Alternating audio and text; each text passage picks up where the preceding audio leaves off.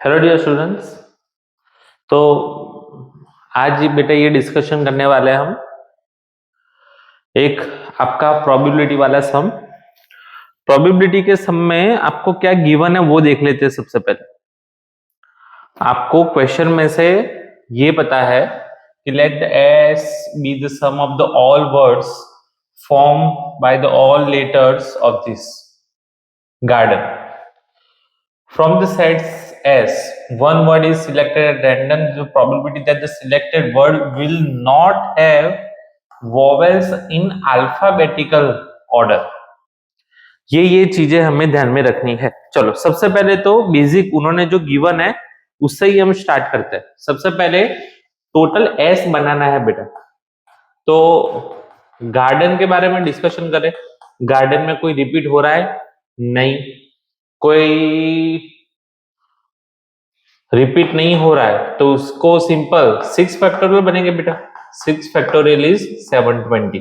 उसमें और कोई कैलकुलेशन करने की जरूरत नहीं है। उसके बाद हमें ऐसा एक वर्ड सिलेक्ट करना है जिससे अल्फाबेटिकल वॉवेल्स अल्फाबेटिकल मैनर में ना हो।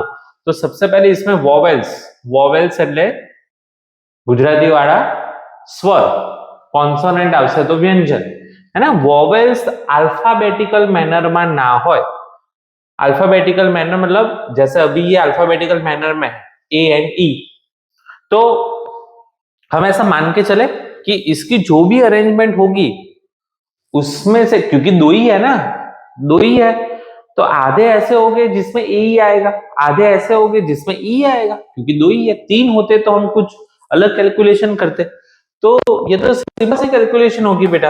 ये प्रोबेबिलिटी में तो कोई कैलकुलेशन की जरूरत नहीं है। क्यों? क्योंकि दो कंडीशन बनेगी। आप ऐसा समझोगे इसके दो हिस्से हो गए, 360 नंबर ऐसे हो गए, 360 नंबर ऐसे हो गए। टोटल 720 नंबर में से 360 नंबर में ई आएगा।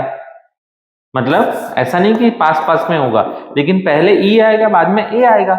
उसके बाद 360 नंबर ऐसे हो गए जिसमें ए आएगा ई आएगा। तो हमें ऐसा बोला है कि will not have vowels in alphabetical manner. वो अल्फाबेटिकल ऑर्डर में होने नहीं चाहिए, मतलब ये नहीं होने चाहिए, ये नहीं होने चाहिए, तो ये होने चाहिए। उसके कितने बेटा? 360। तो 360 बाय 120 आंसर इज 1/2। खत्म हो गई बात बेटा, सिंपल। ठीक है, तो क्वेश्चन लॉजिकली जाओगे तो फटाफट सॉल्व हो जाएगा, उसमें कोई दिक्कत नहीं। ओके, नेक्स्ट क्वेश्चन बेटा। Let the coefficient of 3 consecutive terms tr plus 1 tr minus 2 in the binomial expansion of a plus b, इन तीन binomial expansion of this in a GP, इनके binomial expansion में ये तीन टर्म है जिनका जो term मतलब जो टर्म के कोफिशिएंट्स जीपी में है, ऐसा बोला गया है। Let P be the number all the possible values of R. कितनी पॉसिबल वैल्यूज के लिए वो जीपी में होगा वो बताना है। चलो एक एक करके सॉल्व करते हैं, ये बाद में क्यू वाला करते हैं।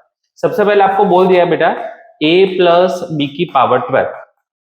अब जीपी में है ये तीन टर्म बेटा, T R plus 1 and R plus 2। तो इनके जो कॉफिशिएंट हो गए वो कॉफिशिएंट कैसे हो गए? 12c R plus 1, 12c R minus 1 and 12c R. देखो क्या लिखा है मैंने, ये टर्म का स्क्वायर इन दोनों के प्रोडक्ट जितना होगा, है ना। ये सीधी सी बात है बेटा, ये सिंपल सी कैलकुलेशन है, आप सिंपल सी कैलकुलेशन कर सकते हो। ठीक है, अब इसको सॉल्व करने का इजी तरीका है, आप ऐसे लिख सकते हो R plus 1 by 12c R, 12c R minus 1 by 12c R plus 1, ऐसे लिख सकते हो, है ना। क्योंकि दो टर्म है तो ये एक टर्म नीचे आएगा, एक टर्म यहाँ पे नीचे आएगा। क्यों? क्योंकि शायद कैलकुलेशन आप लोग इजी बना सको। ठीक है, कैसे इजी बनाओगे?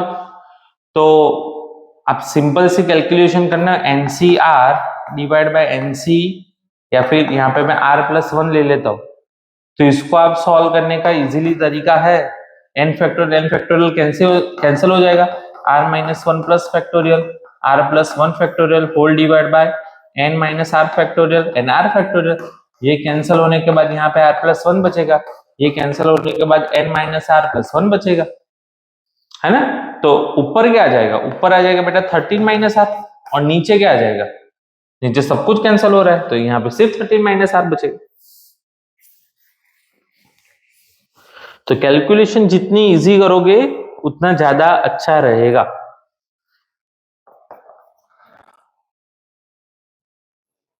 तो ये यहाँ पे आ गया, फिर से 12 कैंसिल हो जाएगा, 12 minus R plus 1 factorial, R minus 1 factorial, and 12 minus R factorial and R plus 1 factorial, ये कैंसिल होके आर प्लस 1 बचेगा।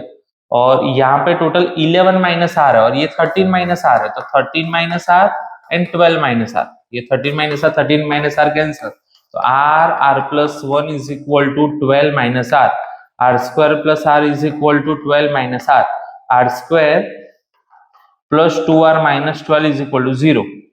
तो ये तो पॉसिबल ही नहीं है ना, ये आंसर कभी भी 0 नहीं होगा। मतलब आर की ऐसी कोई वैल्यू नहीं मिल रही है जिसके लिए हमें आर आंसर मिले। उसका मतलब क्या हुआ, अगर आंसर नहीं मिल रहा है मतलब वो सेट डिफाइन नहीं हो रहा है। अगर सेट डिफाइन नहीं हो रहा है तो उस सेट में कोई भी एलिमेंट नहीं होंगे। Simple, P be the number of all possible values of R, तो यहाँ पे कोई आर की पॉसिबल वैल्यूज नहीं है। चलो उसके बाद ये वाला सॉल्व करो। तो सेकंड पोर्शन क्या बोला हुआ है, fourth root of 3 and cube root of fourth की पावर 12। इसमें कौन से टर्म चाहिए हमें, रेशनल टर्म। रेशनल टर्म के लिए बेटा हमने बहुत अच्छे से ये डिस्कशन किया हुआ है। रेशनल टर्म कब आ सकता है, तो सबसे पहले इनका आप मुंह पे दिख रहा है एलसीएम 12 हो रहा है बेटा, तो अगर ये 12 हो और ये 0 हो तो ये पॉसिबल है। दूसरी बात, यहाँ पे 12 हो यहाँ पे 0 तो भी पॉसिबल है। तो ऐसे दो टर्म मिलेंगे जो दोनों टर्म में आंसर रेशनल मिलेगा, तो दोनों टर्म बेटा फाइंड करना है आपको। चलो 12c0 3 1/4 की 12 पावर प्लस 12c12 4 1/3 की 12 पावर, देन फाइनल ये भी 1 हो गया, ये भी 1 हो गया, ये आपका हो जाएगा 3 का क्यूब, ये हो जाएगा 4 की 4, तो ये हो जाएगा 327 और ये हो जाएगा 256। फाइनली आंसर इज 3 वाला है कोई answer, yes 283 is your right answer. खत्म, दिख रहा है ये सिंपल, ठीक है। तो अगर आप मेथड वाइज सॉल्व करोगे तो आपको बहुत ज्यादा दिक्कत नहीं देगी। आपको सिंपल सा क्वेश्चन पढ़ना है और क्वेश्चन पढ़ने के बाद जो जो आपको इन्फॉर्मेशन गिवन है वो आप लिखते जाओगे, ऑटोमेटिकली बेटा आंसर आते जाएंगे। आपको ऐसा लगे सर ये कैसे किया, तो बेटा क्लासरूम प्रोग्राम ने हमें ये सब कुछ बहुत सारे एग्जाम्पल लेके सॉल्व किया हुआ है, ठीक है। Next question, two equal sides of an isosceles triangle are along these two lines. If m is slope of third side, then the sum of the all possible values of m. ये तो ऐसा मतलब ditto question ऐसा पढ़ाया हुआ है बेटा आपके क्लासरूम में, डिट्टो। जैसे ये एक लाइन है, लेट्स से उस लाइन का स्लोप बेटा m है। अब दूसरी दो लाइन है बेटा, -x + 2y -4 is equal to 0 and x + y -4 is equal to 0। ये इन दोनों के साथ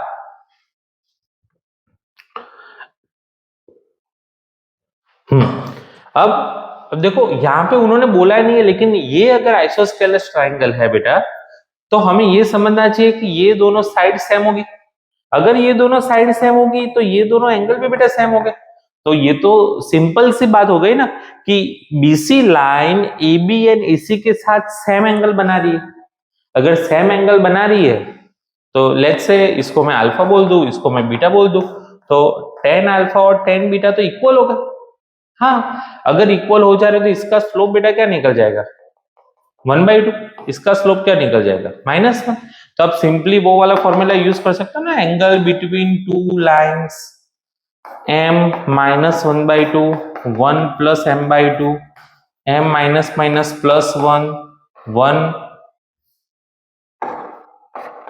-1, तो ये हो जाएगा 2m - 1 m+2, ये हो जाएगा m+1/2। बस दो इससे ले लो बेटा, एक बार प्लस करो एक बार माइनस करो। Let's say 2m - 1/m+2 is equal to m+1/2। इसको थोड़ा सा सॉल्व करो बेटा। 2 2 जा 4m - 2 is equal to m² + 3m+2। तो m² - m - 4 is equal to 0।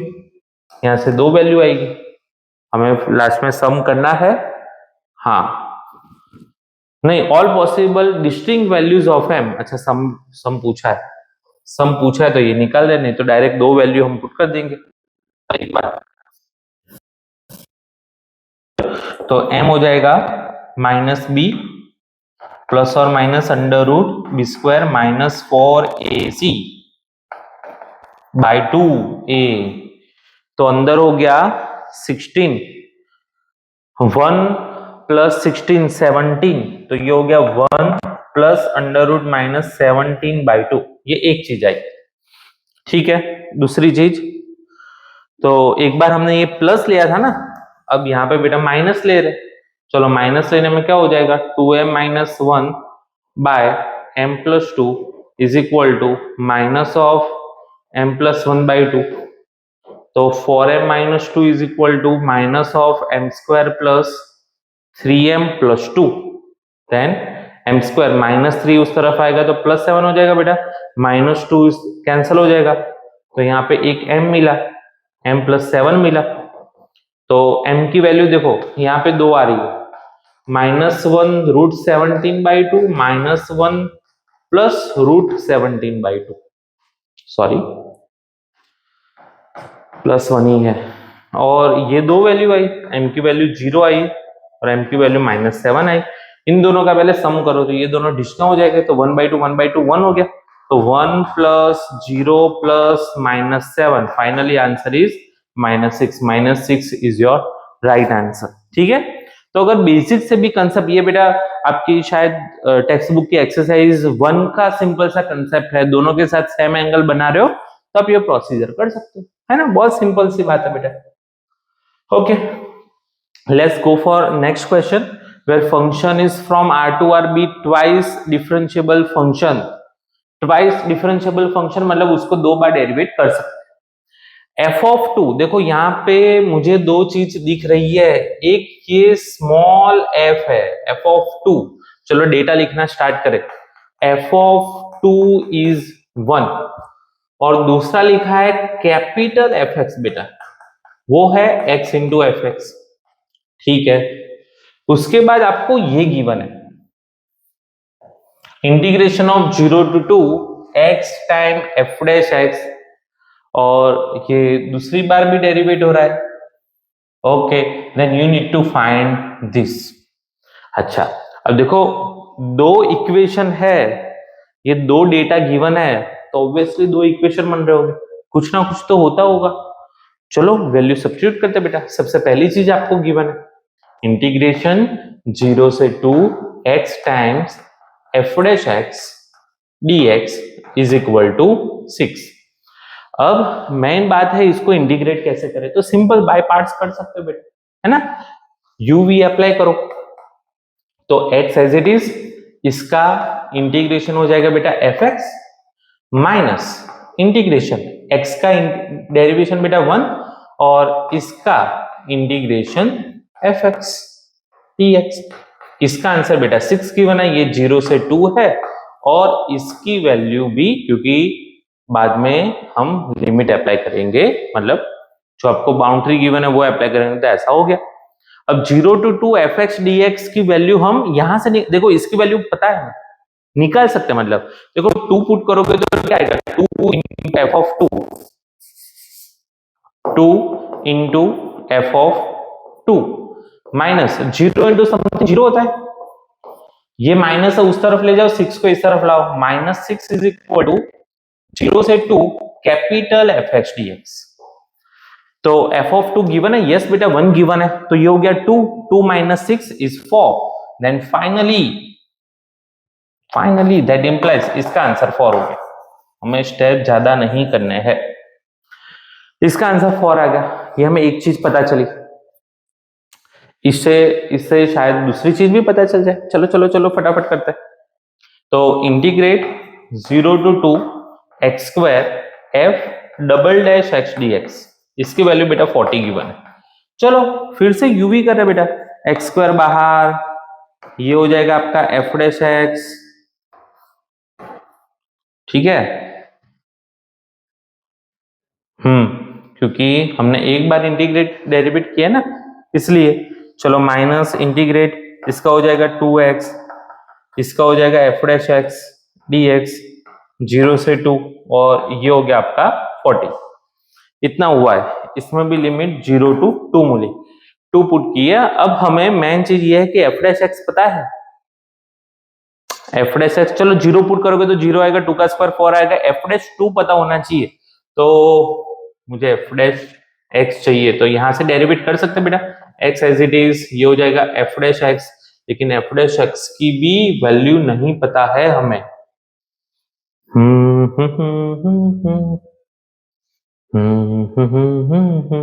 अच्छा, लेकिन इसकी वैल्यू पता है। देखो हम जब क्वेश्चन कर रहे हैं तब हमें नहीं पता होता कि हमें क्या मिलेगा। देखो ये वैल्यू हमें नहीं पता है, मतलब इसको फाइंड करना है, लेकिन ये तो क्वेश्चन में गिवन है ऑलरेडी बेटा। देखो ये गिवन है, अगर वो गिवन है तो मुझे ये वैल्यू नहीं पता है ना, कोई दिक्कत नहीं। मैं वैल्यू सब्स्टिट्यूट कर दो बेटा, 2 पुट करो तो f डैश 2 माइनस 0 का 0, माइनस इसमें से बेटा 2 कॉमन निकाल दूं तो x into F dash x, तो 6 गिवन है, is equal to 40. Then finally 4 times f dash 2, 12, 52, 13, ऐसा कुछ होगा।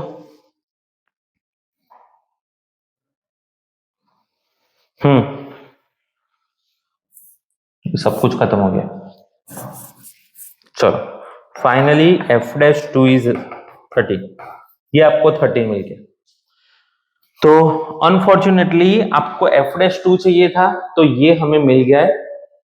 अब 0 to 2 fx dx वो भी मिल गया बेटा 4, तो खत्म हो गई ना। चलो आंसर, फाइनली आंसर पे जाते हैं। तो f डैश 2 की वैल्यू है 13 और इसका आंसर है 4, तो सब कुछ सही है। कहीं ना कहीं झोल किया है क्योंकि ये बढ़ नहीं रहा है। Okay please check it. ये बेटा 1 2 2 माइनस 4 है बेटा, -4, तो ये -4 आएगा, तो यहाँ पे आंसर 9 होगा। 9 ऑप्शन में है, yes 2 is your right answer. ठीक है, तो देखो सम अगर पहली नजर में देख रहे हो तो ऐसा लग रहा है कि नहीं हो पाएगा, लेकिन हमने सिंपल इंटीग्रेट किया बेटा, बाय पार्ट्स किया है दोनों में, एक एक बार सॉल्व करो, आंसर लाओ। ठीक है, ठीक है, होपफुली आपको पता चल रहा होगा। नेक्स्ट क्वेश्चन है बेटा वेक्टर से, if the components of A along and perpendicular to B respectively are this and this, then the alpha square plus beta square plus gamma square। अब देखो जब ये क्वेश्चन आता है, हम नहीं हर बार बोलते कि सबसे पहले बेटा एनसीईआरटी करो। एनसीईआरटी का मतलब ये नहीं कि आप फटाफट फटाफट फटाफट सम करो, उसके जो सम है उसमें जो प्रूफ दैट है या इंफॉर्मेशन गिवन है, वो इंफॉर्मेशन आपको लेनी पड़ेगी। जैसे वेक्टर में एक बेटा बहुत अच्छा सा शायद एग्जांपल है, वो एग्जांपल ऐसा है कि बी को शो करो b1 और b2 के फॉर्म में, शायद आपको याद हो तो पढ़ रहे हो तो, और फिर कुछ कंडीशन ऐसे गिवन है कि b1 is parallel to someone and b2 is parallel to perpendicular to someone, ऐसा कोई इंफॉर्मेशन गिवन है। तो इन शॉर्ट यहां से हमें तो सिंपल एक ही बात पहचाननी है बेटा, कि अगर हम ये रिकॉल कर पा रहे हैं और थोड़ा थोड़ा सा बेसिक नॉलेज है, तो सिंपल मुझे ये पता चल जाएगा कि ये जो ए वेक्टर है ना बेटा, ये इन दोनों का एडिशन हो रहा है, सिंपल सा, खत्म हो गई बात। तो ए जो है इन दोनों का एडिशन है, 3 1 -1 प्लस -4 -5 -17। चलो तो 48 में से ये गया तो 44/11, 16 और ये 11/11 -16 -16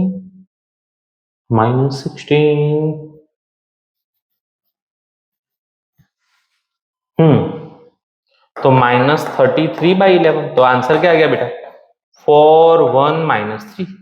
ये आपका ए का आंसर आ गया। ए आपको क्या गिवन है बेटा, ये आपको गिवन है अल्फा बीटा गामा।